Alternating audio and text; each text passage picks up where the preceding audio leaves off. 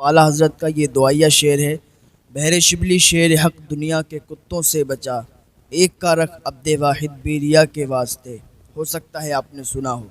تو یہ حضرت شبلی رحمۃ اللہ علیہ وقت کے ولی گزرے ہیں، اللہ رب العزت کے مقرب بندوں میں سے ہیں. تو انہیں اپنے زمانے کے لوگ، یعنی ان کے زمانے کے جو لوگ تھے، مجنون سمجھتے تھے، پاگل سمجھتے، دیوانہ سمجھتے تھے. حالانکہ یہ اپنے زمانے کے لوگوں میں سب سے زیادہ عقل مند تھے.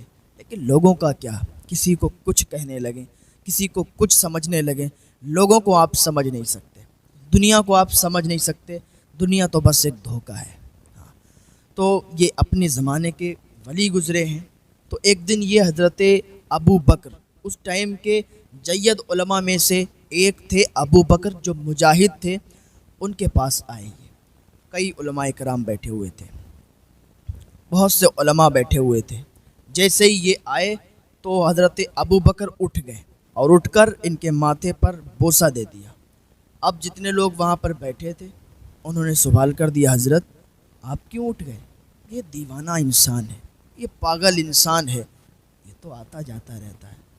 یہ آیا، آپ کیوں اٹھ گئے؟ آپ نے پھر پیشانی پر بوسہ دے دیا اور آپ نے پھر ماتھے پر بوسہ دے دیا. حضور کیا آپ کو اٹھنا چاہیے تھا؟ حضرت ابو بکر فرماتے ہیں کہ میں اس لیے اٹھ گیا، میں نے حضور کو اٹھتے ہوئے دیکھا تھا. میں نے حضور صلی اللہ تعالیٰ علیہ وسلم کو اس کی پیشانی پر بوسہ دیتے ہوئے دیکھا تھا.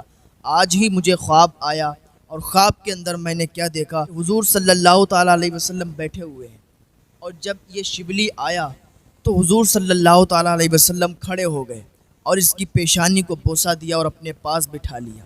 جب خواب میں نے یہ دیکھا تو اب یہ آئے ہیں تو ان کے آنے پر میں کھڑا ہو گیا اور ان کی پیشانی پر بوسہ دیا، کیونکہ حضور نے بھی ان کی پیشانی پر بوسہ دیا تھا. یہ اللہ والے ہوتے ہیں. اللہ والوں کو اللہ والے ہی پہچان پاتے ہیں. ہمارے اور آپ کے بس کی بات نہیں ہے کہ ہم اللہ والوں کو پہچان کر لیں، اللہ والوں کو جان لیں. ایسے نہیں کوئی جان سکتا، کوئی پہچان نہیں سکتا. اگر آج کل کی بات کریں، آج کل ایک اچھا انسان جو اچھائی کرتا ہو، لوگ اس کی برائی کرنا شروع کر دیتے ہیں. لوگ اس میں کمیاں ڈھونڈنا شروع کر دیتے ہیں. اس کی کیا کمی نکلے تو اس کو ہم ٹوکیں، اس کو دنیا کے سامنے ذلیل کریں.